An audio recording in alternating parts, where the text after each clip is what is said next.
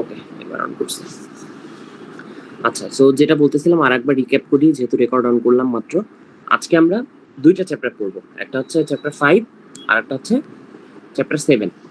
তো চ্যাপ্টার 5-এ আমাদের মেইনলি তিনটা টপিক আছে, একটা হচ্ছে খাদ্য, একটা হচ্ছে পুষ্টি, একটা হচ্ছে পরিপাক। এই তিনটা চ্যাপ্টার।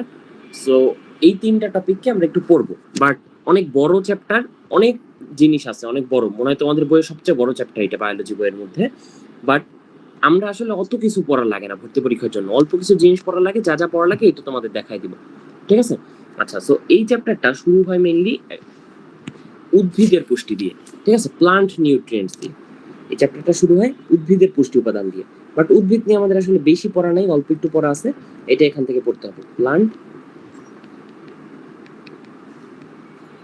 নিউট্রিয়েন্টস, আসলে উদ্ভিদের পুষ্টি উপাদান নিয়ে আমরা খুব বেশি জানিও না, বুঝছো? আমরা যেটুকু জানি এইটুকু আমাদের বইয়ে আছে। আচ্ছা, এক সেকেন্ড। ওকে, উদ্ভিদের মেইনলি দুই ধরনের পুষ্টি উপাদান আছে, একটা হচ্ছে মাইক্রো আর একটা হচ্ছে ম্যাক্রো। ম্যাক্রো মানে কি তোমরা এখন সবাই জানো, ম্যাক্রো মানে কি? ম্যাক্রো মানে বড়, ঠিক আছে? আর মাইক্রো মানে ছোট। সো তুমি দেখবা যে উদ্ভিদের পুষ্টি উপাদান টোটাল আছে কয়টা বলো তো? উদ্ভিদের টোটাল পুষ্টি উপাদান কয়টা আছে? এখানে দেখবা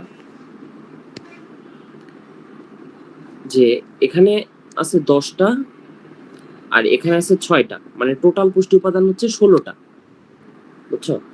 টোটাল পুষ্টি উপাদান 16টা। এখন যেটা ম্যাক্রো মানে বড়, এটা আছেও বেশি, দেখো 10টা, ঠিক আছে?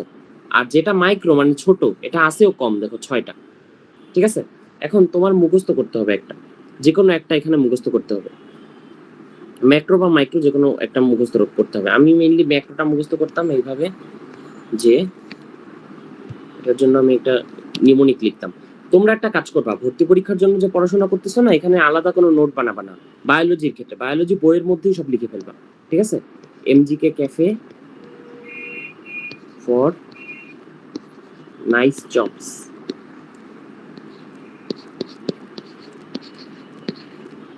এই নিউমোনিক দিয়ে মনে রাখতাম সবগুলা ম্যাক্রো উপাদান। দিয়ে তোমরা মনে রাখতে পারো, অথবা তোমাদের যদি এমনি মনে থাকে বা নিজের মতো করে নিউমোনিক বানাও, ওই নিউমোনিক দিয়েও মনে রাখতে পারো, ঠিক আছে? আচ্ছা, তোমার যেটা বলছি যে নোট করবা বইয়ের মধ্যে বায়োলজির ক্ষেত্রে, কারণ নর্ডেম ভর্তি পরীক্ষায় বায়োলজি কেমন আসে এটা তোমার বোঝা লাগবে। নর্ডেম ভর্তি পরীক্ষায় বায়োলজি আসে হচ্ছে মুখস্থ, ঠিক আছে? বইয়ের মধ্যে ক্রিটিক্যাল জায়গা থেকে মুখস্থ তোমাকে করতে হবে, এবং বইয়ের মধ্যে কোনো লাইনই তোমার বাদ যাওয়া যাবে না, ঠিক আছে? পুরো বই একদম থ্রু অ্যান্ড থ্রু তোমাকে পড়ে যাইতে হবে, ঠিক আছে? এছাড়া কোনো ওয়ে নাই। তুমি তোমার বেসিক ঠিক আছে, বেসিক ঠিক থাকলে বায়োলজি মনে রাখা ইজি হয়, এসব ঠিক আছে, বাট তোমার থ্রু অ্যান্ড থ্রু বইটা জানা লাগবে ভালো করে, কোন লাইন থেকে তোমাকে দিয়ে দিবে তুমি কিন্তু টের পাবা না, ঠিক আছে? সো তোমার অবশ্যই এখান থেকে কি করতে হবে, এখান থেকে ম্যাক্রো উপাদান মুখস্থ করতে হবে। 16টা 10টা ম্যাক্রো উপাদান, 6টা মাইক্রো উপাদান, ঠিক আছে? এইটা এটা মুখস্থ তোমার থাকা লাগবে, এটা হচ্ছে মেইন কথা। এরপর হচ্ছে এইগুলার ভূমিকা মনে রাখতে হবে, যে এই উপাদানগুলোকে আয়ন হিসেবে শোষণ করে, তাহলে কোনটাকে কোন আয়ন হিসেবে শোষণ করে এটা তোমার জানা লাগবে, ঠিক আছে? কোনটাকে কোন আয়ন হিসেবে শোষণ করে, যদি তোমাকে বলে যে নাইট্রোজেনকে উদ্ভিদ কোন আয়ন হিসেবে শোষণ করে, তখন কিন্তু তোমার অ্যামোনিয়া আয়নকে চিহ্নিত করতে হবে, ঠিক আছে? নাইট্রাস আয়নকে চিহ্নিত করতে হবে। আচ্ছা, সো এই গেল আমাদের প্রথম কথা। সেকেন্ড কথা হচ্ছে আমাদের এই যে উপাদানগুলা উদ্ভিদ নিল, এই উপাদানগুলো তো পুষ্টি উপাদান, নিউট্রিয়েন্টস, তাই না?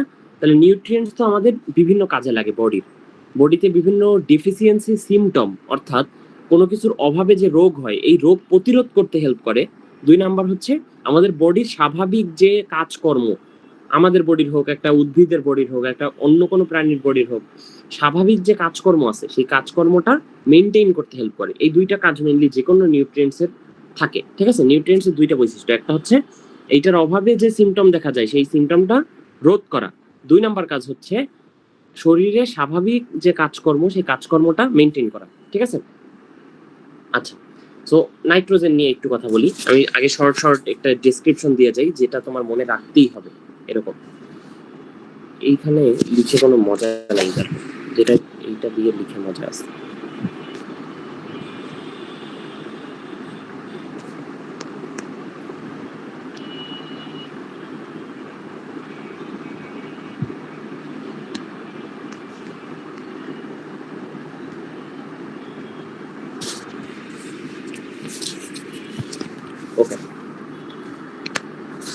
আমি একটা শর্ট ডিসক্রিপশন দিয়ে দিই যে কোনটা আসলে কোন কাজে লাগে। প্রথম হচ্ছে নাইট্রোজেন।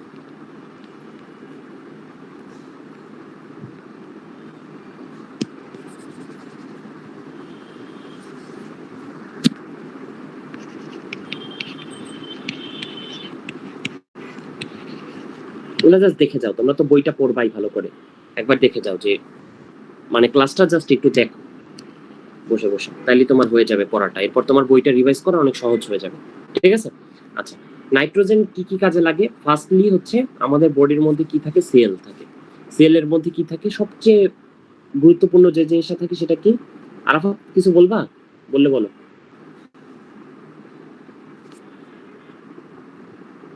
আচ্ছা, সেলের মধ্যে সবচেয়ে গুরুত্বপূর্ণ যে জিনিসটা থাকে এটা হচ্ছে নিউক্লিয়াস।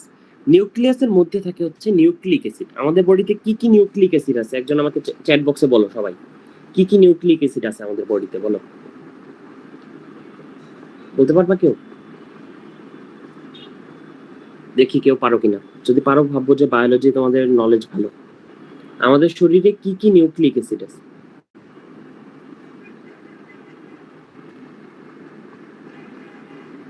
দুইটা নিউক্লিক অ্যাসিড আছে, ঠিক আছে? তোমরা এখন নাম বললে তখন সবাই বলবা যে হ্যাঁ আমরা তো পারি। আমাদের বডিতে দুইটা নিউক্লিক অ্যাসিড আছে, একটা হচ্ছে ডিএনএ ডিঅক্সিরাইবো নিউক্লিক অ্যাসিড, আর একটা হচ্ছে আরএনএ অর্থাৎ রাইবো নিউক্লিক অ্যাসিড, তাই না? আমাদের বডিতে দুইটা নিউক্লিক অ্যাসিড আছে, ডিঅক্সিরাইবো নিউক্লিক অ্যাসিড আর রাইবো নিউক্লিক অ্যাসিড। এখন এই যে নিউক্লিক অ্যাসিডটা, এই নিউক্লিক অ্যাসিড কিন্তু তৈরি হয় নাইট্রোজেন দ্বারা। নিউক্লিক অ্যাসিডের একটা মেইন উপাদান হচ্ছে নাইট্রোজেন। তাইলে আমরা নাইট্রোজেনের একটা মেইন কাজ পাইলাম কি? Nucleic acid. নিউক্লিক অ্যাসিডের গঠন, ঠিক আছে? তারপর আরো কিছু জিনিস আছে যেমন প্রোটিন। প্রোটিনের মেইন একটা উপাদান হচ্ছে, আমরা যখন একটু পরে পড়বো আমিষ, শর্করা, ভিটামিন, তারপর হচ্ছে স্নেহ, তখন আমরা দেখবো যে শর্করার মধ্যেও নাইট্রোজেন নাই, আবার স্নেহের মধ্যেও নাইট্রোজেন নাই, বাট প্রোটিনের মধ্যে নাইট্রোজেন আছে। প্রোটিন হচ্ছে একমাত্র খাদ্য উপাদান যেটার মধ্যে নাইট্রোজেন আছে। তাহলে নিউক্লিক অ্যাসিড তৈরিতে যেরকম নাইট্রোজেন লাগে সেরকম প্রোটিন তৈরিতেও নাইট্রোজেন লাগে। আবার আমরা যেহেতু এইগুলো উদ্ভিদের উপাদান পড়তেছি, উদ্ভিদের একটা মেইন জিনিস না ক্লোরোফিল। উদ্ভিদের একটা মেইন উপাদান হচ্ছে বডির ক্লোরোফিল মানে সেলের। সো এই তিনটা জিনিস কিন্তু আসলে নাইট্রোজেন দ্বারা তৈরি হয়, ঠিক আছে? আচ্ছা, এছাড়া নাইট্রোজেন কি করে? নাইট্রোজেন হচ্ছে টিস্যুর মধ্যে, উদ্ভিদেরও তো টিস্যু আছে বিভিন্ন, এর আগের চ্যাপ্টারেই আমরা টিস্যু পড়ছি, উদ্ভিদের মধ্যে কি কি টিস্যু আছে সব জিনিস আমরা পড়ে আসছি। এই টিস্যুর ভাস্কুলারিটি বৃদ্ধিতে হেল্প করে। ভাস্কুলারিটি মানে হচ্ছে একটা টিস্যুর মধ্যে কতটুকু পানি থাকবে, ঠিক আছে, সেটা নিয়ন্ত্রণ করে। তাহলে নাইট্রোজেন কি করে? টিস্যুতে পানির পরিমাণ নিয়ন্ত্রণ করে।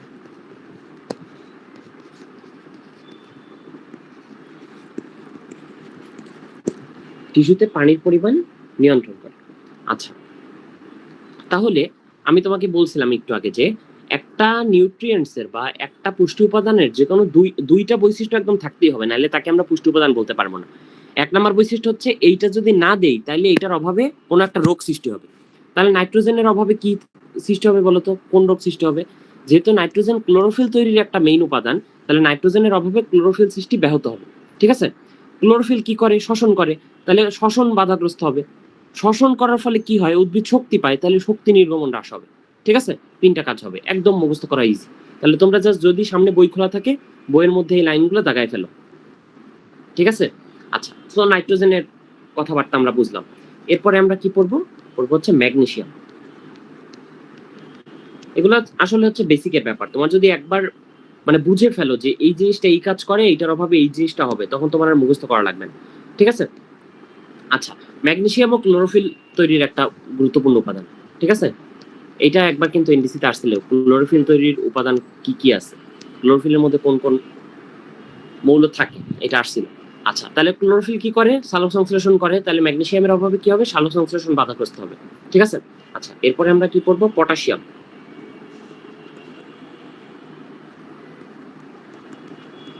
পটাশিয়াম, আচ্ছা, পটাশিয়ামের অনেক কাজ, ঠিক আছে?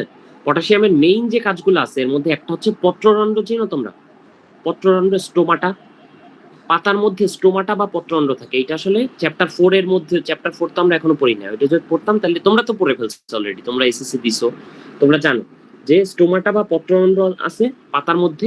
এই পত্ররন্ধ্র খোলা বা বন্ধ করা, পত্ররন্ধ্র খোলা অফ করা, এটা নিয়ন্ত্রণ করে কে? পটাশিয়াম। ঠিক আছে, এই হচ্ছে একটা মেইন কাজ।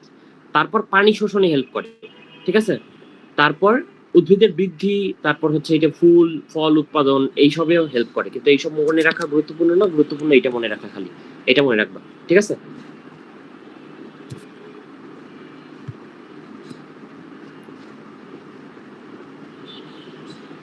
হয়ে গেল। আমি ওই লাইনগুলো জাস্ট দাগাই দিই, তোমরা বইয়ের মধ্যে দাগাই ফেলবে। এটা এই লাইনটা মনে রাখবে এখান থেকে। ঠিক আছে, এটা হচ্ছে ক্লোরোফিল, গুরুত্বপূর্ণ উপাদান এটা। নাইট্রোজেনের ক্ষেত্রে মনে রাখবে হচ্ছে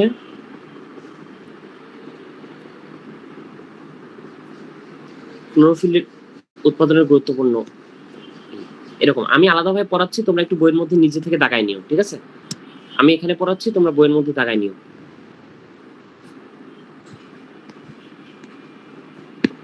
ওকে, এরপরে ফসফরাস। এরপরে কি? ফসফরাস। ঠিক আছে,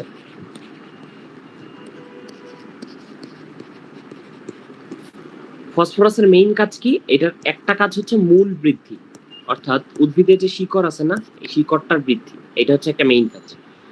এছাড়া এটা অনেক কিছু তৈরির গুরুত্বপূর্ণ একটা উপাদান বা এলিমেন্ট। কি কি তৈরি? ডিএনএ তৈরি। ডিএনএ এর মধ্যে ফসফরাস থাকে, একটু পরে আমরা পড়বো। না, একটু পরে না, এটা আমরা চতুর্থ চ্যাপ্টারে পড়বো। আরএনএ এর মধ্যে ফসফরাস থাকে। ঠিক আছে, তারপর এনএডিপি, এই দেখো এনএডিপি, এই ফসফরাস আছেই অলরেডি এখানে। তারপর এটিপি, এই দেখো ফসফরাস আছে। ঠিক আছে, তাহলে এগুলার গুরুত্বপূর্ণ গাঠনিক উপাদান হচ্ছে ফসফরাস, এইটুকু জানলেই চলবে। আচ্ছা, এরপর আয়রন। আয়রন মানুষের শরীরে যেমন দরকারি, উদ্ভিদের শরীরেও তেমন দরকারি। উদ্ভিদে কি করে আয়রন? উদ্ভিদের সাইটোক্রোম কোথায় থাকে? সাইটোক্রোম থাকে হচ্ছে, তোমরা পড়বা এটা, ওই যে প্লাস্টিক থাকে না, সরি প্লাস্টিক না, এটা কি আঁকছি বলো? মাইটোকন্ড্রিয়া। মাইটোকন্ড্রিয়া। ঠিক আছে, আচ্ছা, মাইটোকন্ড্রিয়ার মধ্যে এরকম এনজাইম থাকে অনেকগুলো, এরকম এরকম এরকম এরকম এরকম। এখানে হচ্ছে সাইটোক্রোম থাকে, এই এনজাইমগুলোর মধ্যে সাইটোক্রোম থাকে। এই সাইটোক্রোমের সাংগঠনিক একটা উপাদান হচ্ছে এই আয়রন। ঠিক আছে, তারপর ক্লোরোফিল সৃষ্টিতেও এটা হেল্প করে। আচ্ছা, আর এখান থেকে গুরুত্বপূর্ণ কি জানা লাগবে? জানা লাগবে হচ্ছে, আমি একটু বই থেকে দেখাই, কয়েকটা উদাহরণ আছে এর মধ্যে। যেমন হচ্ছে এইটা কপার। ঠিক আছে, কপারের ক্ষেত্রে দেখো উদাহরণ দেয়, টমেটো, সূর্যমুখী উদ্ভিদের স্বাভাবিক বৃদ্ধির জন্য কপার বা তামা প্রয়োজন। ঠিক আছে, বইয়ের মধ্যে কোথাও যদি কোনো এক্সাম্পল থাকে, ঠিক আছে, কোথাও যদি কোনো এক্সাম্পল থাকে, কোনো ডিফারেন্স থাকে, কোনো ব্যতিক্রম থাকে, এই জিনিস বায়োলজিতে তোমার পড়ে ফেলতে হবে। বায়োলজিতে এই জিনিস পড়লেই তোমার বায়োলজি পড়া শেষ। ঠিক আছে, তাহলে কপার সব উদ্ভিদের জন্য গুরুত্বপূর্ণ না, কিসের জন্য গুরুত্বপূর্ণ? টমেটো, সূর্যমুখী।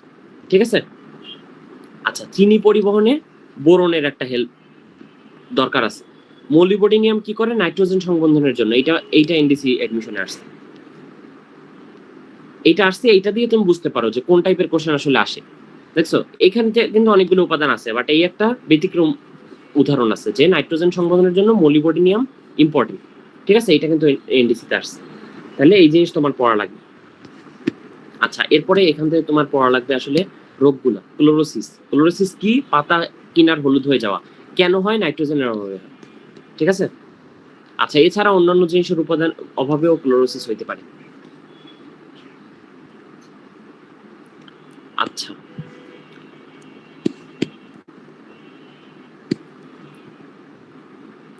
আচ্ছা, এই ক্যালসিয়ামের অভাবে কি হয়? এন্ডোপ্লাজমিক রেটিকুলামে ট্রাফিকিং প্রক্রিয়া আর ঠিকভাবে হইতে পারে না। আচ্ছা, এগুলো একটু পড়ে নিবা এখান থেকে। ঠিক আছে, মেইনলি মুখস্থ। ডাইব্যাক হয় কিসের অভাবে? ডাইব্যাক হয় সালফারের অভাবে। এখান থেকে খালি রোগটা পড়বা, কোন রোগ হয় কিসের অভাবে হয়, কোন রোগ হয় কিসের অভাবে হয়, আর কিছু লাগবে না। ঠিক আছে, কোন রোগ হয় কিসের অভাবে হয়, আর কিছু লাগবে না। আচ্ছা, সো মেইন ইম্পর্টেন্ট হচ্ছে ডাইব্যাক, ক্লোরোসিস, আর হচ্ছে এখানে হচ্ছে প্রোটিন ট্রাফিকিং প্রক্রিয়া বিপর্যস্ত হয় কোনটার অভাবে। এই কয়টা জিনিস পড়লেই হয়ে গেল। আচ্ছা, সো আমাদের মেইনলি এখানের মেইন ইটা শেষ। এই হচ্ছে আমাদের উদ্ভিদ পুষ্টি বা উদ্ভিদের নিউট্রিয়েন্টস নিয়ে এইটুকুই পড়াশোনা ছিল। উদ্ভিদের খাবার দাবার কি, এই 16টা খাবার দাবার আছে, এর মধ্যে কোনটা বেশি লাগে, এই ম্যাক্রোটা একটু বেশি লাগে, ম্যাক্রো কয়টা আছে, 10টা আছে, কোনটা কম লাগে, মাইক্রোটা একটু কম লাগে, মাইক্রো কয়টা আছে, 6টা আছে, সবগুলোর নাম মুখস্থ করলাম। কোনটা কিভাবে উদ্ভিদ নেয়, এটা আয়ন আকারে নেয়, কোন আয়ন আকারে নেয় পড়লাম। এরপরে আমরা পড়লাম কোনটা আসলে কোন কাজে লাগে এইটা। এরপরে আমরা পড়লাম কোনটার অভাবে কোন রোগ হয়, এইটা শেষ। উদ্ভিদ নিয়ে কথাবার্তা এখানেই শেষ। আচ্ছা, একটু পানি খেয়ে নিই।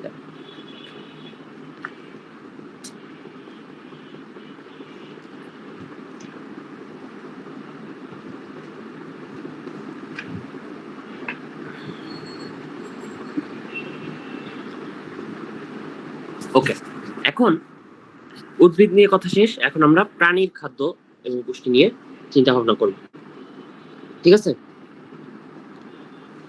আচ্ছা, সো প্রাণীর খাদ্য মেইনলি 3 প্রকার। প্রাণীর খাদ্য 3টা আছে। 3টা খাবার আমরা মেইনলি খাই। একটা হচ্ছে প্রোটিন বা আমিষ, প্রোটিন বা আমিষ। 2 নম্বর হচ্ছে শর্করা, আর 3 নম্বর হচ্ছে স্নেহ। এছাড়া আমাদের আরো 3টা উপাদান লাগে। কি কি? 1 নম্বর হচ্ছে ভিটামিন, 2 নম্বর হচ্ছে মিনারেল, 3 নম্বর হচ্ছে পানি। এছাড়াও আরেকটা উপাদান আমাদের জন্য গুরুত্বপূর্ণ, সেটা কি? ফাইবার বা আঁশ বা রাফেজ, ঠিক আছে? রাফেজ। তাইলে আমাদের শরীরের জন্য অত্যাবশ্যকীয় উপাদান কয়টা বলো? 7টা, ঠিক আছে? আমি তোমাকে বলছিলাম যে একটা জিনিসকে আমি তখনই নিউট্রিয়েন্টস বা পুষ্টি উপাদান বলবো যখন তার মধ্যে 2টা জিনিস থাকবে। 1 নাম্বার জিনিস কি? যে এইটার অভাবে শরীরে কোনো একটা রোগ হবে। 2 নাম্বার জিনিস কি? যে এইটা ছাড়া শরীরের স্বাভাবিক কাজকর্ম করা সম্ভব হবে না। তাহলে দেখো, এই যে রাফেজ আছে, রাফেজের অভাবে আমাদের শরীরে কি হয় বলতে পারবা? রাফেজের অভাবে অনেকগুলো সমস্যা হয়। 1 নম্বরে হচ্ছে আমাদের কোলেস্ট্রল সব জমে যায় শরীরে। কোলেস্ট্রল জমলে কি হইতে পারে বলো? ডায়াবেটিস মেলাইটাস হইতে পারে, হার্টে প্রবলেম হইতে পারে, হাইপার টেনশন হইতে পারে, কিডনিতে প্রবলেম হইতে পারে, অনেক সমস্যা হইতে পারে। এছাড়া আরেকটা গুরুত্বপূর্ণ সমস্যা কি? কনস্টিপেশন হয়, মানে আমাদের স্টুল ঠিকভাবে পাস করে না, বুঝছো? ফলে কনস্টিপেশন হয়। কনস্টিপেশন হয়ে কিন্তু কোলন ক্যান্সার হয়ে যেতে পারে, হেমোরয়েডস হইতে পারে। তাহলে রাফেজের অভাবে অনেক রোগ হয় আমাদের শরীরে, তাই না? 1 নম্বরে আমি বলছি রাফেজের অভাবে অনেকগুলো রোগ হয়। 2 নম্বরে কি? রাফেজ ছাড়া আমাদের শরীরে স্বাভাবিক কাজকর্ম হইতে পারে না, অর্থাৎ আমাদের যে স্টুলটা পাস করবে এই স্টুলটা ঠিকভাবে পাস করতে পারে না। তাহলে রাফেজ কি আমাদের শরীরের জন্য একটা পুষ্টি উপাদান বলা যায় বলো? রাফেজকে কি এই 6টার সাথে একই গ্রুপে রাখা যায় নাকি রাখা যায় না বলো?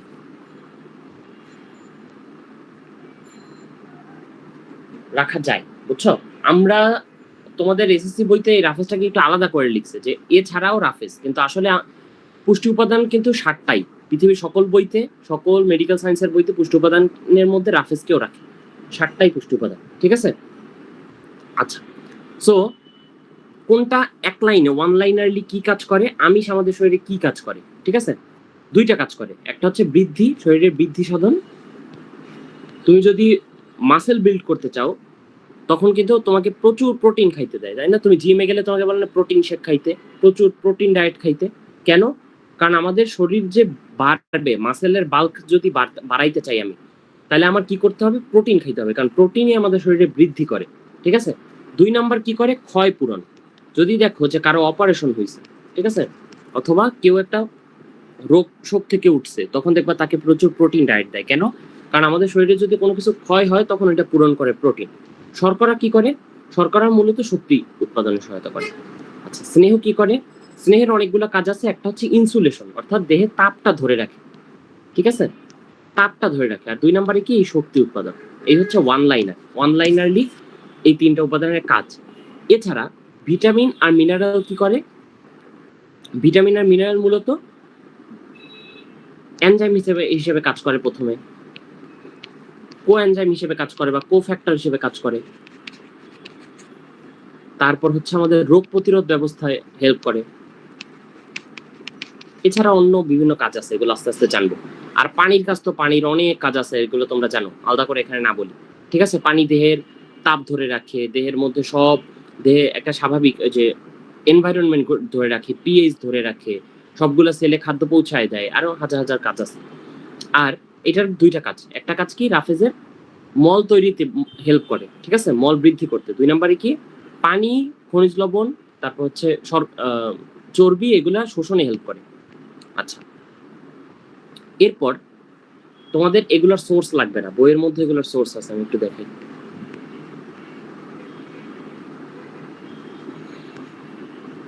এটা লাগবে, দেখো আমিষের মধ্যে শুধুমাত্র নাইট্রোজেন থাকে, অন্য কোনোটায় নাইট্রোজেন থাকে না, ঠিক আছে। এছাড়া আমিষে সালফার, ফসফরাস, আয়রন থাকে। এই যে জিনিসগুলো থাকে না, এই জিনিসগুলো আমিষকে এক্সক্লুসিভ করছে।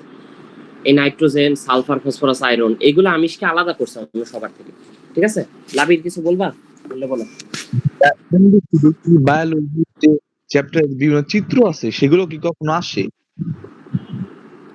না, চিত্র কখনো আসে না, কিন্তু ধরো কিছু আছে ফ্লো চার্ট, যেগুলো তোমাকে বইয়ের পড়াটা মনে রাখতে হেল্প করে। কয়েকটা চিত্র আছে না এমন, যে চিত্রটা দেখলে বইয়ের পড়াটা আমার ভালো মনে থাকে, এগুলো তোমার চিত্র দিয়ে পড়তে হবে। বাট চিত্র কখনো আসে না, আসে হচ্ছে জাস্ট মুখস্থ আর কি, অনলাইনে। আচ্ছা, আমিষের উৎস, এগুলো লাগবে না, ঠিক আছে, এগুলো লাগবে না, এগুলো লাগবে না, এগুলো লাগবে না। শর্করার মধ্যে কি থাকে এটা খালি জানবা, কার্বন, হাইড্রোজেন, অক্সিজেন। আচ্ছা, এই উদাহরণটা লাগবে, এই ছকটা লাগবে। মনোস্যাকারাইড কি কি আছে? মনোস্যাকারাইড আছে গ্লুকোজ, ডাইস্যাকারাইড কি আছে? Sucrose, lactose. পলিস্যাকারাইড কি আছে? শ্বেতসার, গ্লাইকোজেন। শ্বেতসার মানে আছে স্টার্চ, স্টার্চ। আচ্ছা, সো এইটা একটু তোমাদের পড়া লাগবে। এখানে বলবে যে চিনির মধ্যে কোন স্যাকারাইড পাওয়া যায়, মনোস্যাকারাইড নাকি ডাইস্যাকারাইড নাকি পলিস্যাকারাইড, এরকম একটু ঘুরাই দিবে। অথবা বলবে আলুতে কোন স্যাকারাইড পাওয়া যায়, মনোস্যাকারাইড, ডাইস্যাকারাইড নাকি পলিস্যাকারাইড, ঠিক আছে, এরকম একটু ঘুরাই দিবে। এই প্রশ্ন তোমাদের পারা লাগবে। আচ্ছা, মনোস্যাকারাইড মানে হচ্ছে একটা গ্লুকোজ আছে, যদি 2টা গ্লুকোজ দিয়ে তৈরি হয় তখন এটাকে বলে ডাইস্যাকারাইড। যদি অনেকগুলো গ্লুকোজ থাকে তখন এটাকে বলে ট্রাইস্যাকারাইড, পলিস্যাকারাইড বা বহু শর্করা, ঠিক আছে। এটা জানা লাগবে, এগুলোর সোর্স লাগবে না, এগুলো আসে না, আর এগুলো আসলেও তোমরা পারবা, ঠিক আছে। আচ্ছা, ওকে, চর্বি নিয়ে এই বাংলা কথাবার্তা তোমাদের পড়া লাগবে না, বুঝছো, তাও একবার পড়ে যাবা, রিডিং একবার দিয়ে যাবা, ঠিক আছে, একবার রিডিং দিয়ে যাবা, এই রিডিং এর মধ্যে যেটুকু তোমার চোখে পড়ে। আচ্ছা, এর চেয়ে বেশি কিছু লাগবে না। আচ্ছা, এটা একটু লাগবে যে উদ্ভিজ্জ স্নেহ পদার্থের উৎস কোনটা কোনটা, ভোজ্য তেলের মধ্যে কোনটা ভালো আসতে পারে, প্রাণীর উপাদান কি কি আছে। আচ্ছা, আর প্রত্যেকটা খাদ্য উপাদানেরই আমাদের বডিতে প্রত্যেকদিন কতটুকু লাগে এটা একটু পড়বা, ঠিক আছে। যেটা যেটা আছে বইয়ের মধ্যে দেওয়া, যে আমাদের বডিতে কতটুকু লাগে একদিনের জন্য, এটা পড়বা। ভিটামিনের মধ্যে 4টা ভিটামিন আছে,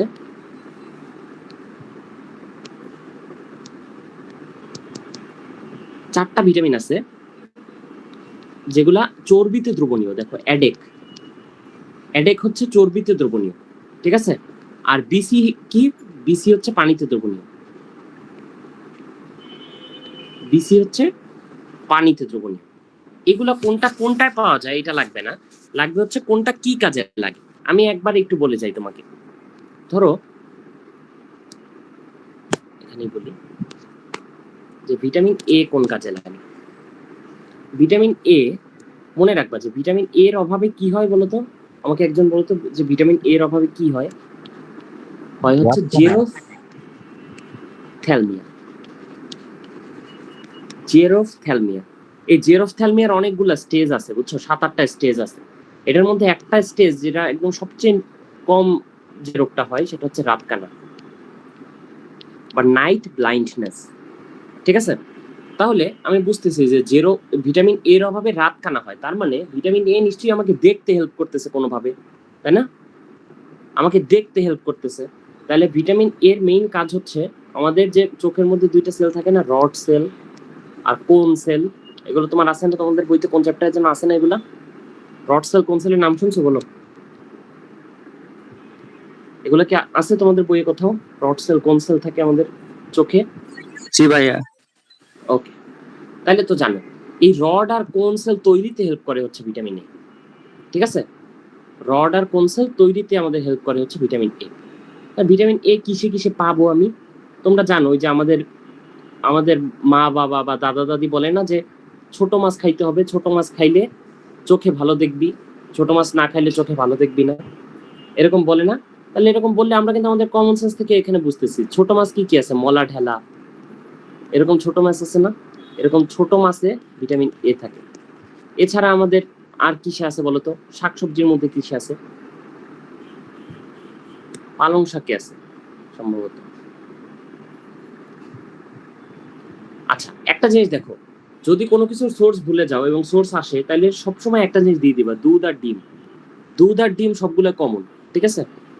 দুধ আর ডিম সবগুলাই কমন, সবগুলোর মধ্যে এই দেখো দুধ আর ডিম, ঠিক আছে? দুধ আর ডিম সবগুলোর জন্য কমন, দুধ আর ডিম দিয়ে দিবা সবগুলা। এরপরে সবগুলোর একটা একটা এক্সট্রা জিনিস মনে রাখো। আচ্ছা, সো ভিটামিন এর কাহিনী আমরা বুঝলাম, ভিটামিন এর কাহিনী আমরা বুঝলাম। এবার ভিটামিন ডি নিয়ে একটু কথা বলি। দেখো ভিটামিন ডি, আচ্ছা ভিটামিন ডি এর অভাবে কি হয় বলতো? ভিটামিন ডি এর অভাবে কি হয় বলো? কোন রোগ হয় ভিটামিন ডি এর অভাবে? কোলেস্টেরল উৎপাদনে ব্যাহত হয়। না, একটা রোগের নাম বলো। রিকেটস হয়, রিকেটস। রিকেটস হয়। রিকেটস কাদের হয়? বাচ্চাদের, তাই না? ভাই রিকেটস হয়। হ্যাঁ, রিকেটস হয়, রাইট। তাহলে ভিটামিন ডি এর অভাবে বাচ্চাদের হবে রিকেটস, বাচ্চাদের হবে রিকেটস। বড়দের হবে কি? অস্টিওপোরোসিস। সঠিক, বড়দের হবে অস্টিওপোরোসিস, অস্টিওপোরোসিস। আর হবে কি? অস্টিওমেলাসিয়া। এটা মনে হয় তোমাদের নাই। অস্টিওমেলাসিয়া কি তোমাদের আছে বইয়ের মধ্যে?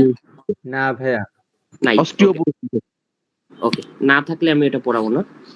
ওকে, তোমাদের তো আর ডাক্তার বানায় লাভ নাই আমার। আচ্ছা দেখো, সো ভিটামিন ডি এর অভাবে দুইটা রোগ হয়। রিকেটস কি তোমরা সবাই জানো হয়তো। রিকেটস মানে হচ্ছে ছোট বাচ্চাদের পাটা বেঁকে যায়, ধনুকের মতো বেঁকে যায়, বুঝছো? এরকম বেঁকে যায়, এরকম আর এরকম বেঁকে যায়, এটা হচ্ছে রিকেটস। আর অস্টিওপোরোসিস মানে হচ্ছে, পোর মানে কি? পোর মানে ছিদ্র।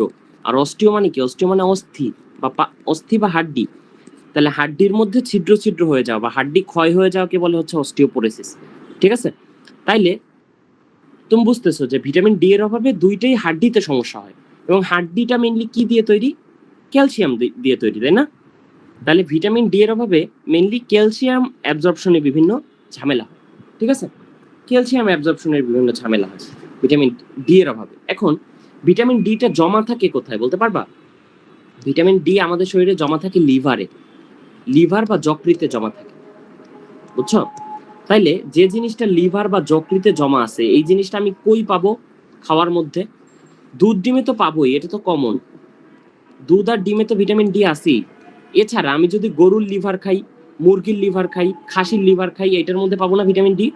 অবশ্যই পাবো, ঠিক আছে? তাহলে লিভারের মধ্যে আমি ভিটামিন ডি পাবো। তাহলে দেখবা যে এটার সোর্সের মধ্যে আছে কলিজা বা যকৃৎ, কলিজা বা যকৃৎ, ঠিক আছে? আচ্ছা ওকে, এখানে আর তোমাদের বাকিগুলো নিয়ে বিস্তারিত নাই। ভিটামিন এ আর ডি নিয়ে আছে, এ আর ডি নিয়ে বললাম। এবার ভিটামিন সি নিয়ে একটু বলি।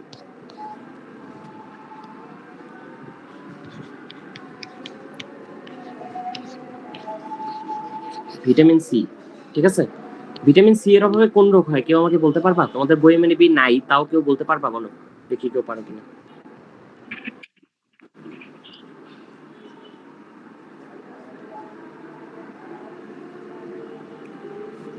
বলো, কেউ পারবা? তার আজানটা একটু শেষ হোক।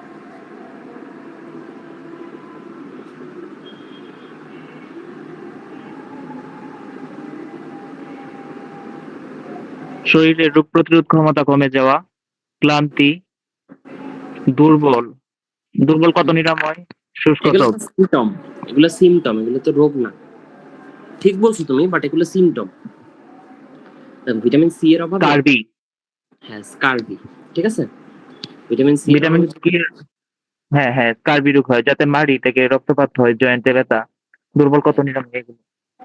দেখো ভিটামিন সি এর অভাবে আমাদের যে রোগটা হয় এটার নাম হচ্ছে স্কারভি।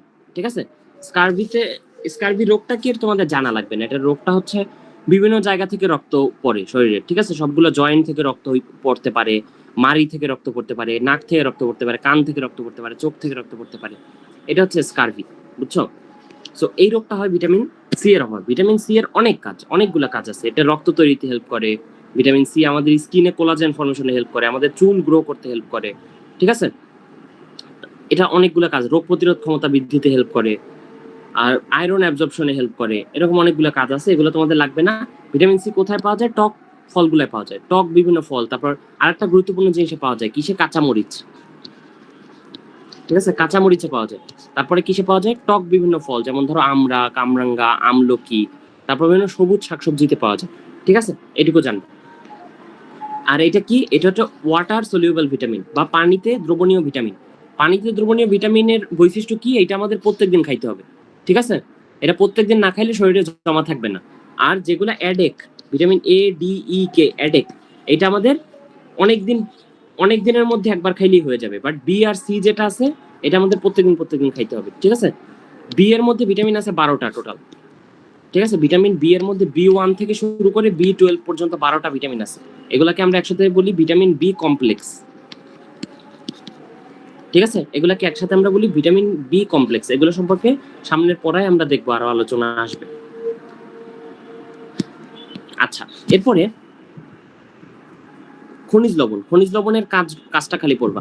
এই দেখো, স্নায়ু উদ্দীপনা পরিবহনে হেল্প করে, পেশি সংকোচনে হেল্প করে, পানি সমতা রক্ষায় হেল্প করে, অম্লক্ষারের সমতা বিধানে হেল্প করে, ঠিক আছে। আচ্ছা, এটা পড়বা খালি। আচ্ছা, আর কিছু লাগবে না। আর পানির কাজ তো আছেই, আমাদের শরীরে পানি কতটুকু এটা পড়বা। এইটার সাথে সাথে একটা জিনিস আমাকে নোট করে দিবা। এইটার সাথে সাথে যে দেখবা তোমাদের শরীর বইতে অনেক জায়গা আছে যে সেলের মধ্যে পানি কতটুকু, নিউক্লিয়াসের মধ্যে পানি কতটুকু, মানুষের শরীরে পানি কতটুকু, রক্তের মধ্যে পানি কতটুকু, লসিকার মধ্যে পানি কতটুকু, লালার মধ্যে পানি কতটুকু, এরকম বিভিন্ন আছে, ঠিক আছে। তাহলে কোথায় কতটুকু পানি আছে এটা একটা লিস্ট বানানো আছে। কোথায় কতটুকু পানি আছে, ওই যে গতদিন একটা লিস্ট বানাইছে না গলনাঙ্ক স্ফুটনাঙ্কের, এরকম আজকে বানাবা হচ্ছে কোথায় কতটুকু পানি আছে, এটা একটা লিস্ট বানাবো। তোমাদের বইয়ে হয়তো 4টা-5টা এরকম আছে, খুঁজে খুঁজে টোটাল বই থেকে এটা বানাবা, ঠিক আছে। এটা তোমাকে হেল্প করবে, একবার রিভাইজ হয়ে যাবে পুরো জিনিসটা, সাথে সাথে এক জায়গায় পুরো জিনিসটা থাকবে। পরে হচ্ছে মানে একটার সাথে আর একটা এলোমেলো হয়ে যাবে না। আচ্ছা,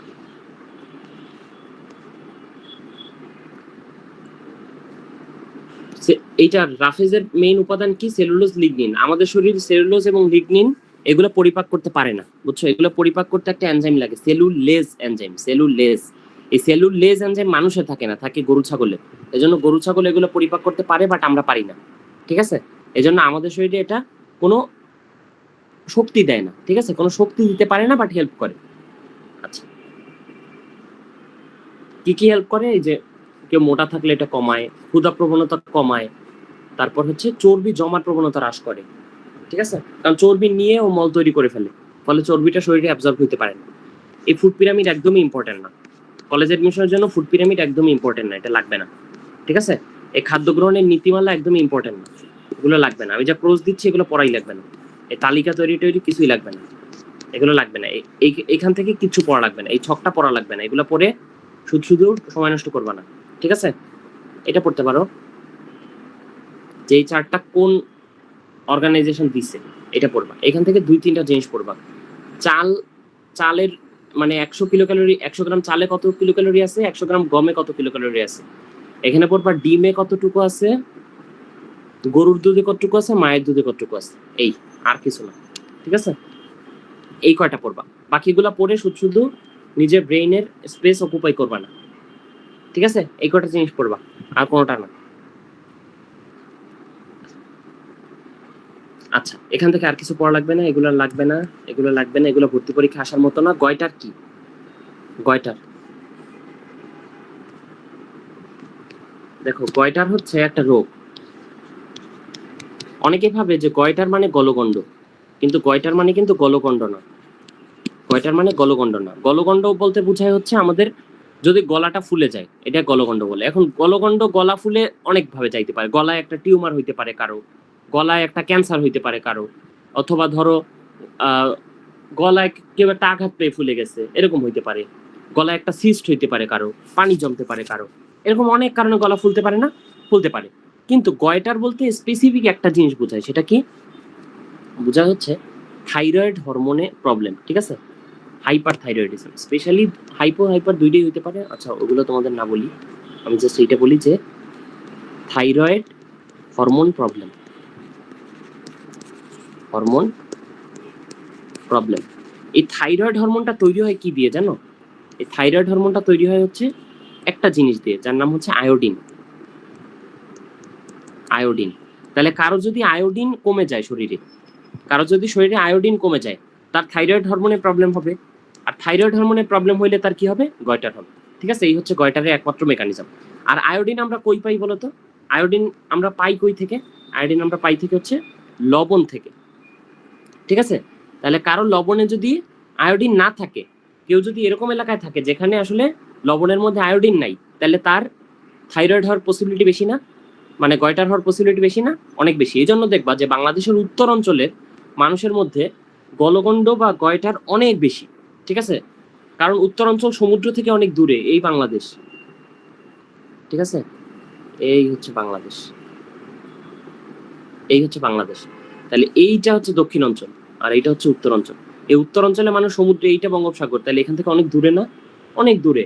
তাহলে এই দূরের মানুষ কিন্তু ঠিকভাবে ওদের লবণের মধ্যে আয়োডিন নাই, আর আয়োডিন না থাকার কারণে ওদের গয়টার অনেক বেশি হয়।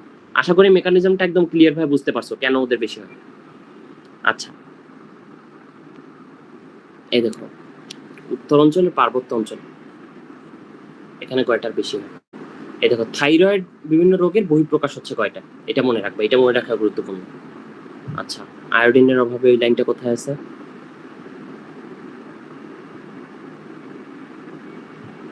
লাইনটা পাচ্ছি না, এখানে একটু লিখে নিও, আয়োডিনের অভাবে গয়টা হয়।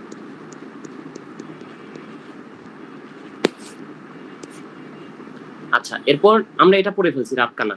ভিটামিন এর অভাবে রাতকানা হয়, এটা হচ্ছে জেরপ্থ্যালমিয়ার একটা স্টেজ, ঠিক আছে? জেরপ্থ্যালমিয়ার একদম ছোট একটা স্টেজ হচ্ছে রাতকানা। আচ্ছা, বাচ্চাদের মধ্যে রাতকানা বেশি হয়।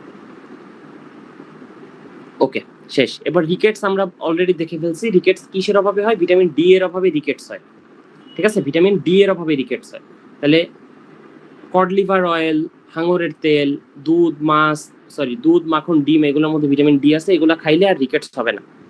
আচ্ছা, এছাড়া ভিটামিন ডি নিয়ে একটা গুরুত্বপূর্ণ কথা হচ্ছে, এটা কিন্তু সূর্যের আলোর মাধ্যমে তৈরি হয়, ঠিক আছে?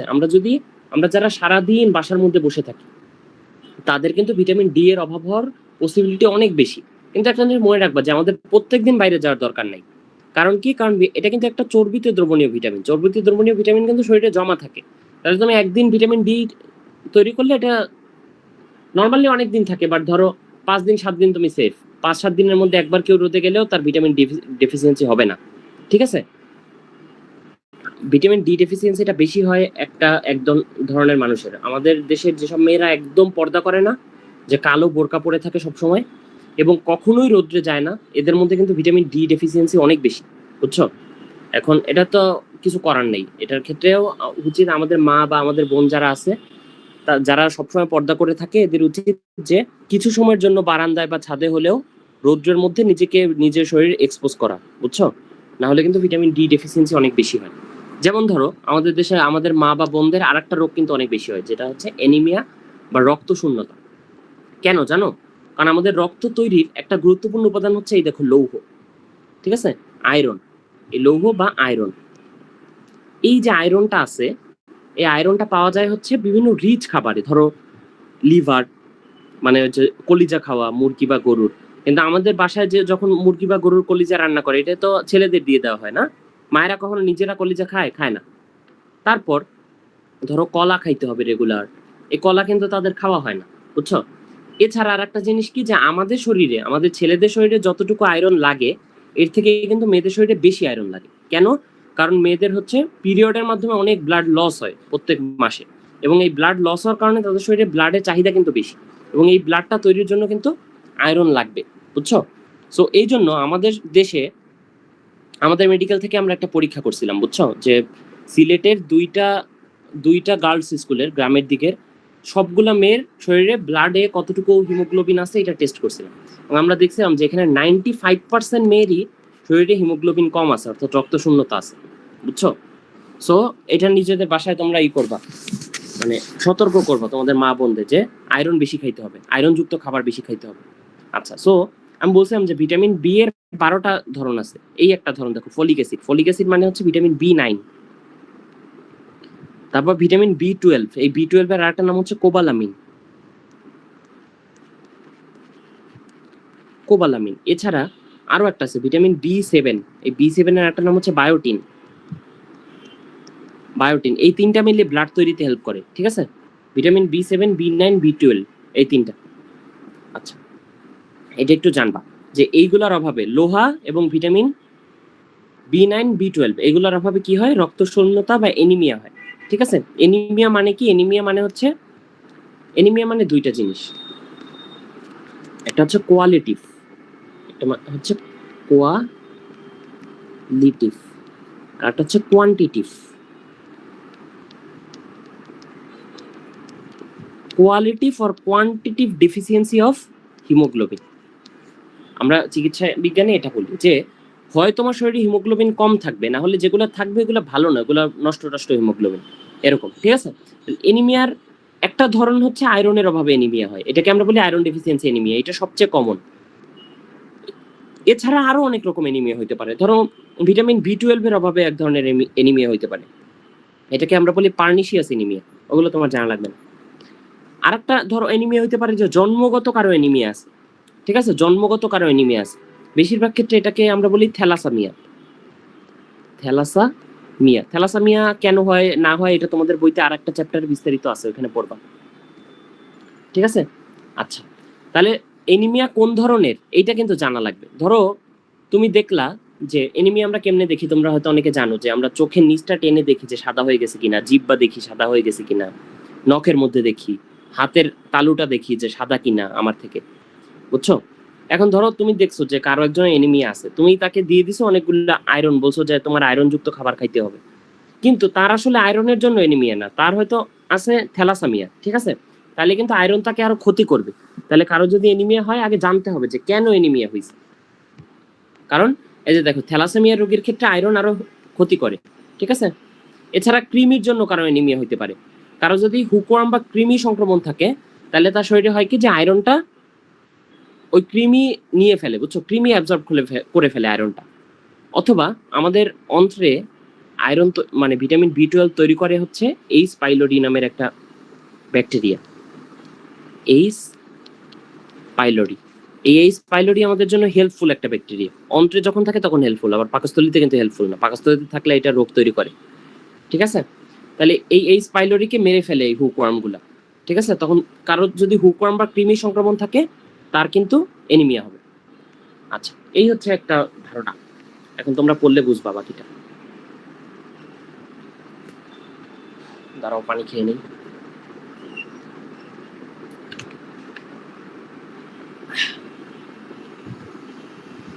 ওকে, এখন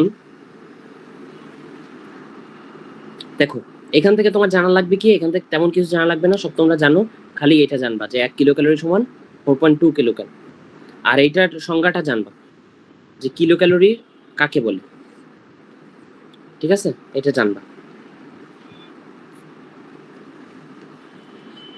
এই চারটা তো তোমাদের জানা লাগবে, এর তো ফরজ। আশা করি এটা জানো না এরকম কেউ নাই এখানে, যে শর্করায় 4 কিলো ক্যালোরি, আমিষে এইখানে খাদ্য ক্যালোরি বলতে কিন্তু বোঝায় 1000 ক্যালোরি, বুঝছো, 1000 ক্যালোরি। এক খাদ্য ক্যালোরি মানে কিন্তু 1000 ক্যালোরি, এটা মাথায় রাখবা। এক খাদ্য ক্যালোরি মানে 1000, ফিজিক্সে যে আমরা ক্যালোরি পড়ি ওই ফিজিক্সের ক্যালোরি 1000 ক্যালোরি। তাহলে 4 কিলো ক্যালোরি চর্বিতে থাকে প্রায় ডাবল, 9 কিলো ক্যালোরি, ঠিক আছে। এই ম্যাথ আসবে না পরীক্ষায়, ভর্তি পরীক্ষায় এই ম্যাথ আসবে না। এইটা একটু জানবা যে পূর্ণবয়স্ক মানুষের এত কিলো ক্যালোরির প্রয়োজন হয়। আচ্ছা, বিএমআই বিএমআর শুধুমাত্র সূত্রটা মুখস্থ থাকা লাগবে। আমি আশা করি এই বিএমআর এর সূত্র ভর্তি পরীক্ষা আসবে না, কিন্তু দিতেও পারে। সো এই দুইটা সূত্র আমি আমার পরীক্ষায় দিব, প্রশ্ন ফাঁস করে দিলাম আগে থেকে যে এই দুইটা সূত্র আমার পরীক্ষা আমি দিব, তোমাদের পারা লাগবে। যাতে তোমরা মুখস্থ করো, এই জন্য আমি আগে থেকে বলে রাখলাম, ঠিক আছে? এই জিনিস আমি ভাই আমার মুখস্থই হইতো না। আমি আমাদের স্কুলে যখন এই পরীক্ষা দিছিলাম, আমি আমাদের বাথরুমের মধ্যে এই সূত্র লিখে রাখছিলাম 2টা, যে পরীক্ষা যদি আসে তাহলে আমি বাথরুমে যাওয়ার নাম করে বাথরুমে যে সূত্রটা দেখে এসে তারপর লিখবো খাতায়, বুঝছো? এরকম লিখে আসছিলাম। সবার কি শুনতে সমস্যা হচ্ছে? অন্যদেরও কি নেট উইক লাগতেছে নাকি খালি যাবে রে?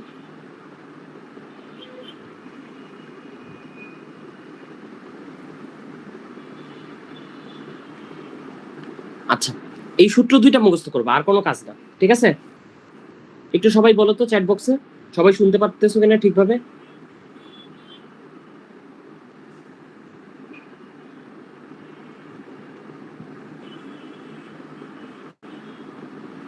শুনতেছো? ওকে, ঠিক আছে। এই সূত্র মুখস্থ করবা, আর কিছু না, ঠিক আছে?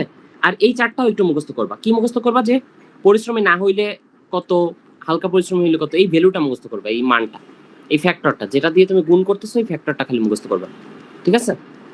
আচ্ছা, আর এটা দিয়ে ম্যাথ আসবে না। ম্যাথ আসবে কি দিয়ে আসতে পারে? বিএমআই দিয়ে আসতে পারে। তাহলে বিএমআই সূত্র সবাই জানো, এই 4টা মুখস্থ করা লাগবে। সূত্রটা জানো, এই 4টা মুখস্থ করা লাগবে, ঠিক আছে? তোমাকে হয়তো বিএমআই দিয়ে দিবে, তারপর বলবে যে এটার আসলে তুমি ইভ্যালুয়েট করো, ওনার কি শরীরের ওজন কম নাকি আদর্শ নাকি বেশি, এটা ইভ্যালুয়েট করো। সো বিএমআই সূত্র, বিএমআই চার্ট, বিএমআর এর সূত্র, বিএমআর এর চার্ট, এটা মুখস্থ করবা। ম্যাথ আসবে না এখান থেকে, বলে দিলাম, ম্যাথ আসবে না, ঠিক আছে?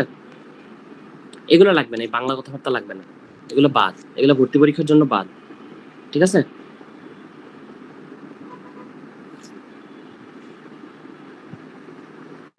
আচ্ছা, সংরক্ষণের জন্য কি কি ইউজ হয় এটা একটু পড়তে পারবো একবার। সোডিয়াম নাইট্রেট, সোডিয়াম ক্লোরাইড বা খাবার লবণ। তারপর এগুলা ক্যালসিয়াম অ্যাপারনেট, sulphur dioxide, sodium bisulphate, sodium benzoate, sorbate, ঠিক আছে? সরবেট অনেক রকম আছে, potassium sorbate, sodium sorbate, calcium sorbate, এগুলো মুখস্থ করবে। খালি এই নামগুলো মুখস্থ করবে, জাস্ট নেম, ঠিক আছে? এগুলো লাগবে না, এগুলো লাগবে না, এগুলো লাগবে না, শেষ, এগুলো লাগবে না। ওখানে পড়া আমাদের শেষ, যেটুকু বলছি এটুকু পড়বা, এর বেশি কিছু পড়া লাগবে না, ঠিক আছে? পরিপাক দিয়ে তোমাদের অনেক কিছু আছে, পরিপাকটা একটু জানা লাগবে। আচ্ছা, তোমাদের আজকে এই চ্যাপ্টারটাই পড়াবো, বুঝছো? এটা অনেক বড় চ্যাপ্টার, তোমাদের 2টা চ্যাপ্টার দিলে কালকে উইকলি, একদিনের মধ্যে তুমি এত বড় একটা চ্যাপ্টার রিভাইজ করলে তোমার সুন্দর করে রিভাইজ হবে না। একদিনে এই একটাই রিভাইজ করো, ছোট চ্যাপ্টার পড়ানোর সময় 2টা পড়াবে না। আচ্ছা, পরিপাকের জন্য কি কাহিনী? পরিপাকের জন্য তুমি জানবা, প্রথমে এইটা দেখে মুখস্থ করবা যে পরিপাক তন্ত্রটা আছে, এই পরিপাক তন্ত্রটা ক্রমটা মুখস্থ করবা, যে শুরু হয় মুখ গহ্বর থেকে, মুখ গহ্বরের পরে থাকে কি অন্ননালী, ঠিক আছে? অন্ননালীর পর থাকে পাকস্থলী, পাকস্থলীর পরে থাকে এই জিনিসটা কি ক্ষুদ্রাণ্ড, ক্ষুদ্রাণ্ডের পরে এই জিনিসটা কি বৃহদণ্ড, বৃহদণ্ডের পর কোলন, সিকাম, মলাশয়, ঠিক আছে? এই শেষ। আর এক্সেসরি 2টা পার্ট আছে, একটা হচ্ছে এই আমাদের লিভার বা যকৃৎ, আর একটা হচ্ছে এটা কি আমাদের অগ্নাশয়।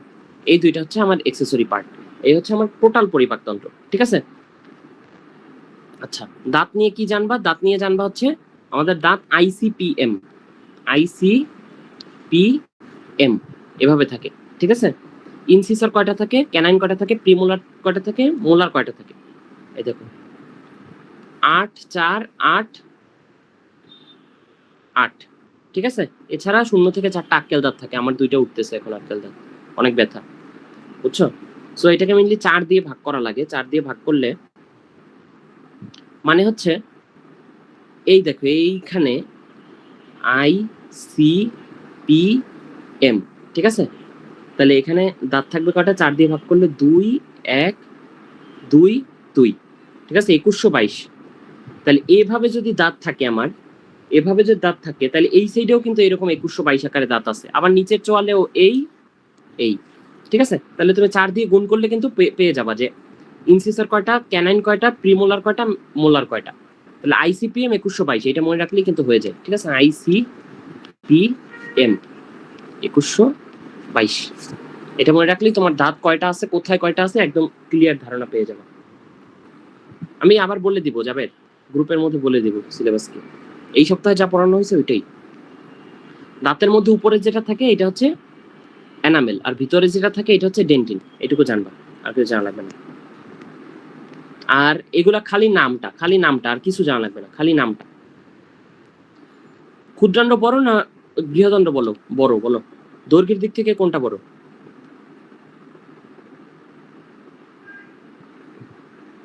বলো তো, চ্যাট বক্সে বলো ফার্স্ট। ক্ষুদ্রান্ড বড় না বৃহদণ্ড বড়?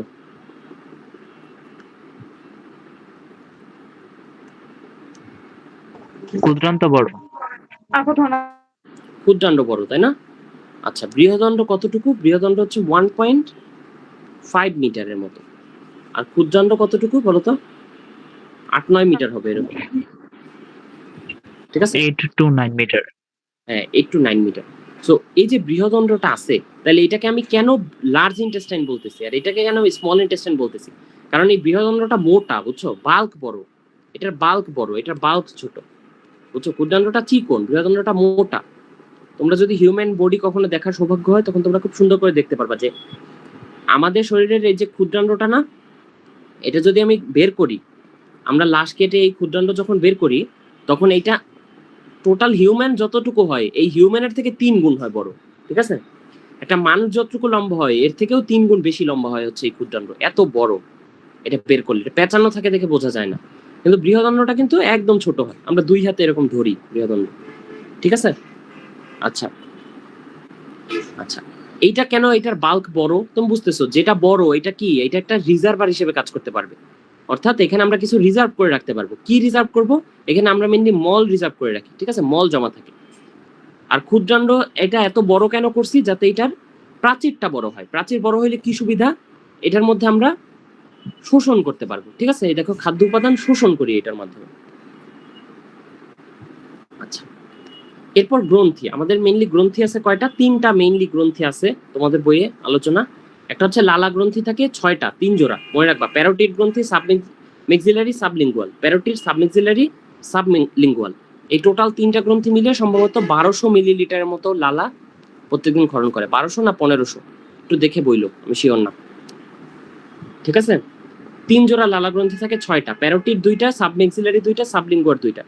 আমাদের শরীরের সবচেয়ে বড় গ্রন্থি কোনটা বলো? সবচেয়ে বড় গ্রন্থি কোনটা? যকৃত। যকৃৎ, রাইট। যকৃতের অনেকগুলা কাজ, হাজার হাজার কাজ। কি কি কাজ আমি এক নজরে একটু বলি যা তোমার মনে থাকে। প্রথম কাজ, এটা কয়েকটা ভিটামিন জমা রাখে। কি কি ভিটামিন? চর্বিতে দ্রবণীয় যে ভিটামিনগুলো আছে না, এগুলো জমা রাখে। 2 নম্বর কথা, আরো কিছু ভিটামিন জমা রাখে। কিগুলা? ভিটামিন B12, B9, B7, এই 3টা। আরো কিছু জমা রাখে, সেটা কি? কয়েকটা খনিজ উপাদান জমা রাখে, যেমন আয়রন, ম্যাঙ্গানিজ, আর হচ্ছে ম্যাগনেসিয়াম, ঠিক আছে? আর হচ্ছে কপার, এগুলো জমা রাখে। মেইনলি মনে রাখবা তুমি যে আয়রন জমা রাখে। আরো কয়েকটা কাজ আছে। কি কাজ? মেইন কাজ হচ্ছে এটা, আমাদের যে আমিষ, শর্করা, স্নেহ যেগুলো আমরা খাই, এই সব কিছুর ল্যাবরেটরির যে কাজ, এই সবগুলো যে মেটাবলিজম, পরিপাক, এটার মেইন কাজটা করে যকৃৎ, ঠিক আছে? তাহলে আরো কাজ আছে। কি? আমাদের রক্তের যে রক্ত জমাট বাঁধার জন্য বিভিন্ন উপাদান লাগে না, ক্লোটিং ফ্যাক্টর লাগে না, এই ক্লোটিং ফ্যাক্টর গুলো তৈরি করে। এছাড়া আরো কয়েকটা কাজ আছে, যেমন আমাদের রক্তের মধ্যে কিছু প্রোটিন লাগে, বুঝছো? অ্যালবুমিন, গ্লোবিউলিন, ফাইব্রিনোজেন, প্রথমবিন, এই যে প্রোটিনগুলো আছে এগুলো তৈরি করে। আরো অনেক কাজ আছে, এগুলো বললে thromboplastin. Mainly albumin, globulin, প্রথমবিন, fibrinogen, এই 4টা যকৃৎ তৈরি করে।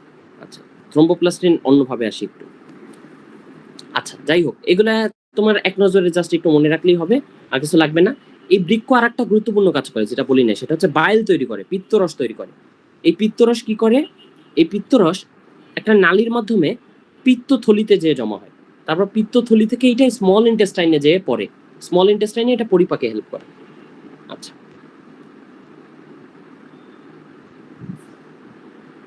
এই যকৃতের কাজের মধ্যে আমি যে কথাগুলো বলছি এগুলো তুমি পেয়ে যাবে।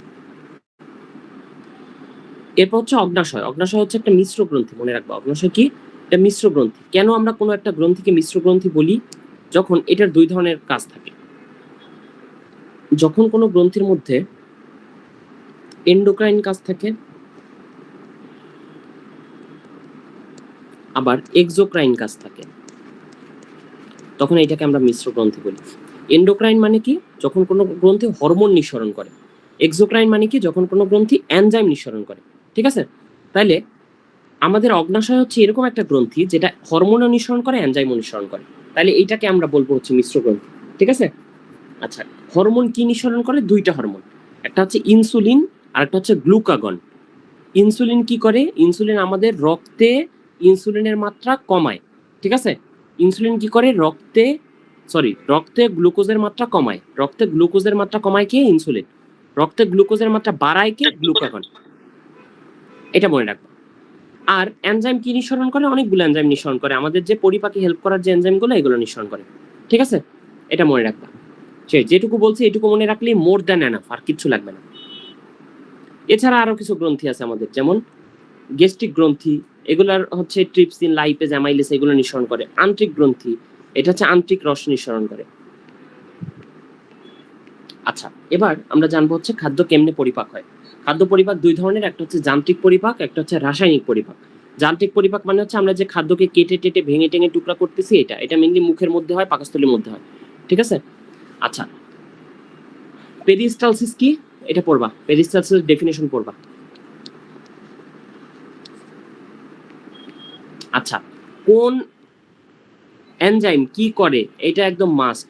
প্রোটিনের উপর কোন এনজাইম কাজ করে, শর্করার উপর কোন এনজাইম কাজ করে, কোন বিক্রিয়াটা করে এটা জানবা। HCl এর কাজ কি? সক্রিয় পেপসিন নিষ্ক্রিয়কে সক্রিয় পেপসিনে তৈরি করে। আমিষের উপর কি কাজ করে? পেপসিন, ট্রিপসিন, এগুলো আমিষের উপর কাজ করে, ঠিক আছে?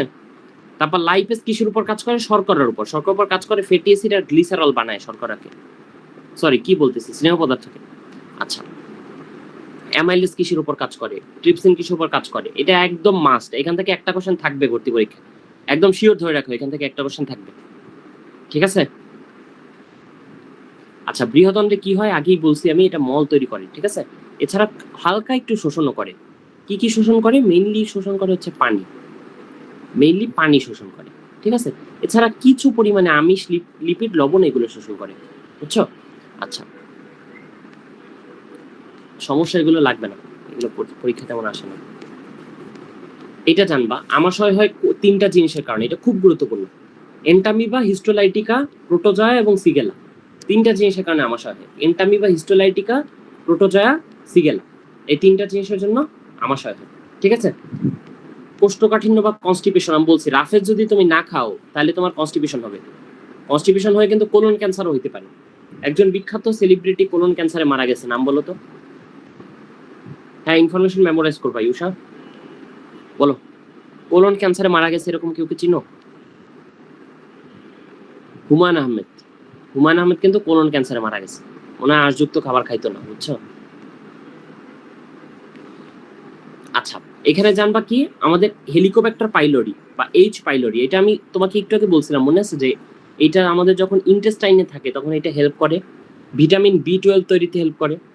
কিন্তু এই সেম জিনিসই যখন আমাদের পাকস্থলীতে থাকে তখন কিন্তু আমাদের পাকস্থলীতে পেপটিক আলসার তৈরি করে, বুঝছো?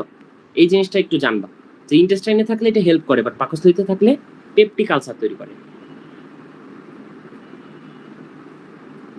না, খালি ইনফরমেটিভ জিনিসগুলো মুখস্থ করলেই হবে, সিস্টেম মেমোরাইজ করা লাগবে না। পাকস্থলী পিএইচ কত পড়বা। অ্যাপেন্ডিস কিসের অংশ? সিকামের অংশ, ঠিক আছে? বৃহদণ্ডের সিকামের অংশ। আচ্ছা, এই অ্যাপেন্ডিসে প্রদাহ হইলে কোনো কিছু নামে শেষে আইটিস যদি থাকে, আইটিস, তাহলে ভাববা যে এটা হচ্ছে ওইটাই ব্যথা বা প্রদাহ, ঠিক আছে? প্রদাহ বা ব্যথা। যদি আমাদের মাথার মধ্যে যে মেনেঞ্জেস থাকে, মেনেঞ্জেসে ব্যথা হয়, আমরা বলি মেনেঞ্জাইটিস। যদি আমাদের কানের মধ্যে মধ্যকর্ণে ব্যথা হয় তখন আমরা বলি ওটাইটিস বা ওটাইটিস মিডিয়া। যখন আমাদের অ্যাপেন্ডিসে ব্যথা হয় তখন আমরা বলি অ্যাপেন্ডিসাইটিস, ঠিক আছে? তারপর আর কি আছে বলো? যখন আমাদের প্লুরায় ব্যথা হয় তখন আমরা বলি প্লুরাইটিস, এরকম, বুঝছো? যে কোনো কিছুতে যদি ব্যথা হয় তখন আমরা ওইটাকে বলি আইটিস। অ্যাপেন্ডিসের ব্যথা কোথায় শুরু হয় বলো তো? প্রথমে শুরু হয় হচ্ছে রাইট ইলিয়াক ফসা, মানে হচ্ছে তোমার ডান দিকে, পেটের ডান দিকে ব্যথাটা শুরু হবে। শুরু হওয়ার পরে একটু পরে এটা নাভির চারদিকে চলে যায়, বুঝছো? এখানে উল্টা লিখছে, এখানে লিখছে নাভির চারদিকে শুরু হয় এবং তলপেটের ডান দিকে সরে যায়। এটা ঠিক না, তাও তোমাদের বইয়ে এটা লিখছে, এটা পড়বা, কারণ তোমাদের বই পরীক্ষায় পছন্দ বই থেকে হবে। আচ্ছা, এগুলো লাগবে না। ডায়রিয়া বানানটা জানবা, ডায়রিয়া বানান কিন্তু অনেকে ভুল করো তোমরা। ডায়রিয়া বানান যাতে কারো ভুল না হয়, ডাইয়ার হইয়া, আচ্ছা, ডায়রিয়া হইলে মেইনলি আমাদের শরীরে হয়, ডায়রিয়া যখন হবে তখন শিশুর শরীরে ফ্লুইড কমে যাবে, বুঝছো? ফ্লুইড কমে যাবে। ফ্লুইড কমে গেলে কয়েকটা জিনিস ঠিকভাবে দেখতে পারবে। একটা হচ্ছে মাথার চাঁদি বা তালু বসে যাবে, বাচ্চাদের শরীরে এটা দেখা যাবে, ওদের শরীরে দেখা যায় না। আর কিছু লাগবে না, এখান থেকে এটুকু পড়লেই হবে। তাহলে অনেক বড় চ্যাপ্টার, বাট আমি অনেক কিছু কেটে দিছি, অল্প কয়েকটা জিনিস পড়তে বলছি। এই যেটুকু পড়তে বলছি খালি ওইটুকু পড়লেই হবে, ঠিক আছে? আর কিছু পড়া লাগবে না, তাও ওইটুকুর মধ্যে খালি ইনফরমেটিভ জিনিসগুলো, ঠিক আছে? আর বাকি সব জিনিস আমি কেটে দিছি, অনেক জিনিস দেখবা। সো ওইটুকু জিনিস খালি পড়বা, ঠিক আছে? একটা পেন্সিল নিয়ে নিজের বইয়ে এরকম করে দাগায় ফেলবা যে এইটুকু জিনিস আমার ভর্তি পরীক্ষার জন্য লাগবে, এটুকু দাগায় ফেলবা, তাইলে হয়ে গেল, ঠিক আছে? এছাড়া আজকে পড়াইতে চাইছিলাম হচ্ছে চ্যাপ্টার 7, বাট আমার আসলে এখন এনার্জি নেই, একটানা কথা বলে এনার্জি চলে গেছে। এখন এটা পড়াইলাম ভালো পড়াবো না, সো এটা আমি নেক্সট ক্লাসে পড়াবো, ঠিক আছে? কারো কোনো কোশ্চেন আছে?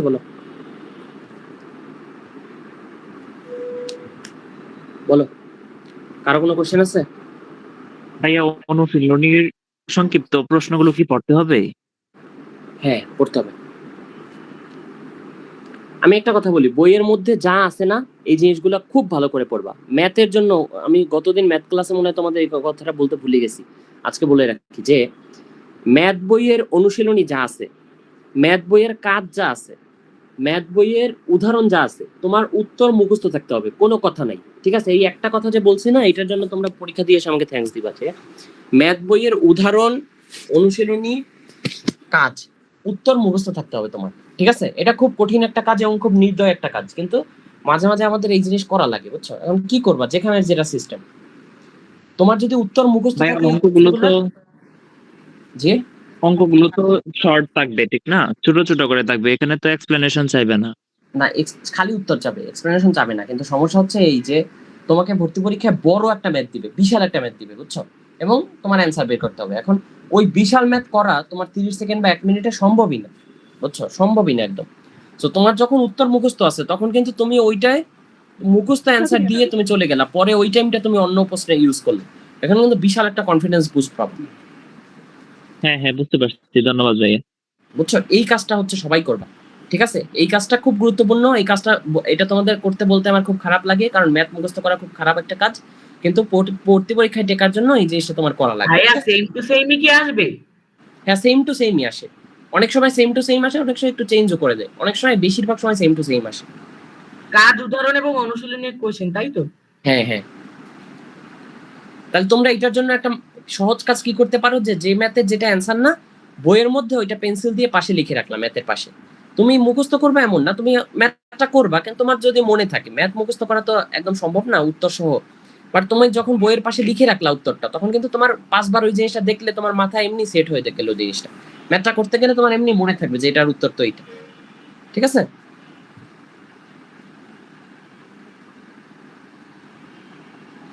উইকলি সলভ ক্লাস নিব, কিন্তু কোনো ফ্রি টাইম তো পাচ্ছি না, বুঝছো? এই সপ্তাহে তো প্রত্যেকদিনই ক্লাস ছিল, তাহলে কবে নিবো বলো? দেখি ফ্রি টাইম, তোমাদের যদি সিলেবাস শেষ হয়ে যায় না, আগে আগে যদি তোমাদের পড়ায় সব চ্যাপ্টার শেষ করে ফেলতে পারি, আশা করি আমরা যে স্পিডে আগাচ্ছি আমরা ভালো সময় পাবো, বুঝছো? তোমাদের রেজাল্টের পরেও ভাইয়া আজকে কি কোনো পরীক্ষা আছে? না, আজকে পরীক্ষা নেই, কালকে উইকলি। তাহলে আজকের জন্য শেষ। হ্যাঁ, আজকের জন্য শেষ। তোমাদের এমন হইতে পারে যে আমরা সিলেবাস আগে আগে শেষ করে ফেলবো, যদি এরকম শেষ করে ফেলি তখন তোমাদের খালি